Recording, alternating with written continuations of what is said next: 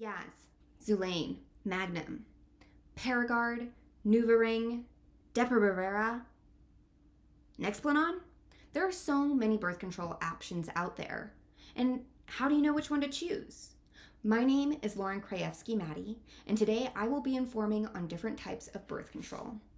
If you already use birth control, you may know about one or two options. Over the years, there have been more and more developments in accessibility in this area, and you may learn something new from this overview. If you don't use birth control, and likely never will, it's still a great resource for you too. It can better help you understand and help friends, family, and loved ones in your life. Personally, I've been learning about birth control since I was a teenager. I've used methods in all the categories that I will be discussing today. I've read articles and studies and journals and medical pamphlets on the subject. I've researched how the chemicals and hormones of birth control affects the body. And I've also watched various positive and critical documentaries on the subject. So today we will be discussing hormonal devices, non-hormonal devices, and tracking methods of birth control. So let's address hormonal devices. According to an article published by the British Journal of Healthcare Assistance, hormonal birth control prevents pregnancy by preventing ovulation, altering the endometrium, or the lining of the uterus, and thickening the cervix. These symptoms are achieved by releasing synthetic progestin and estrogen into the body. The steady and elevated flow of hormones tricks the pituitary gland into thinking that you're in a constant state of conception, which employs all of these fantastic pregnancy blocking systems in the body. So there are many different types of hormonal birth control, and they all vary in efficacy and administration. There's the pill, like Yaz, that you take every day at the same time of day. There's the patch, like Zulaine, that you change out like a sticker every week. And there's the ring, like NuvaRing, which you can insert just before the cervix. And as long as it's in for the majority of 3 weeks out of the month, you can take it in and put it out, take it out and put it in as much as you want. Because these methods require keeping a strict schedule and frequent use, they're about 93% effective, meaning that 7 out of every 100 women who use these will experience an unplanned or unwanted pregnancy within their first year of use. Depo shots, also known as Depo-Provera, are another good option. They are administered by a doctor every 3 months, and they're about 96% effective. Our more permanent solutions are intrauterine devices and implants. So the hormonal intrauterine device, or IUD, can last up to 10 years without any replacement or management. And the implant, which is inserted under the skin in your arm, can last up to 5 years in the body without any maintenance.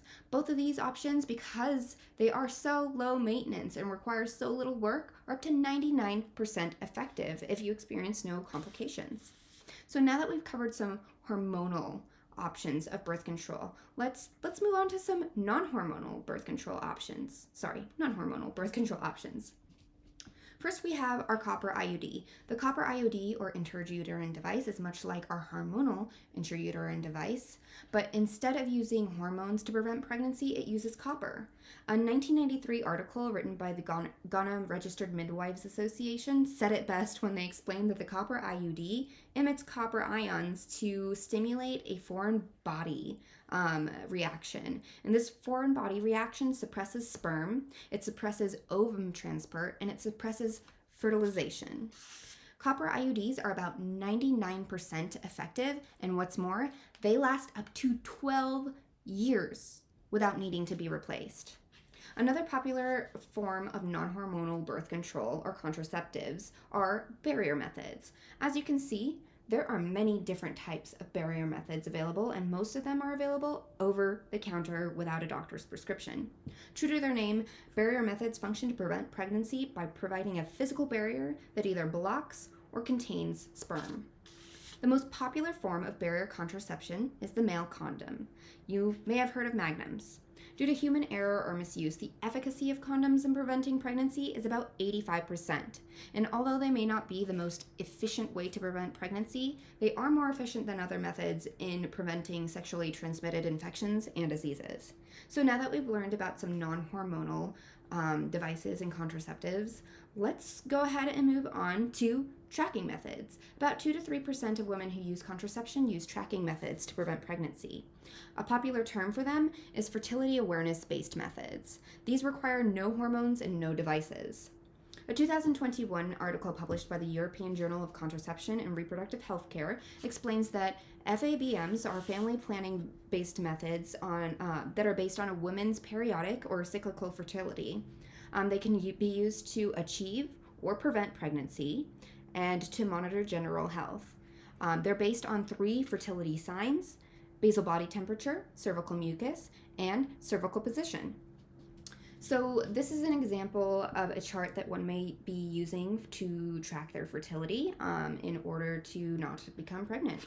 As you can see, they look kind of scary, kind of complex. So FABM method or tracking is only about 75% effective. So it's best to use caution when considering this option.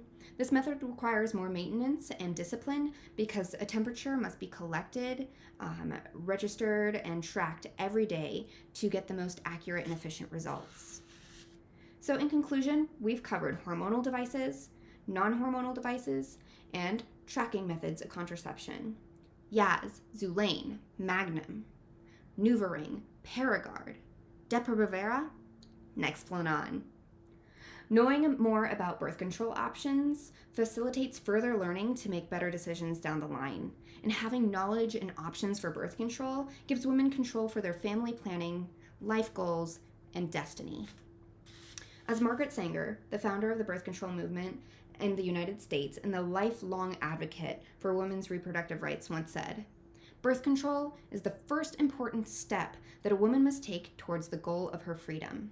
It is the first step that she must take to be a man's equal, and it is the first step that they must both take towards human emancipation."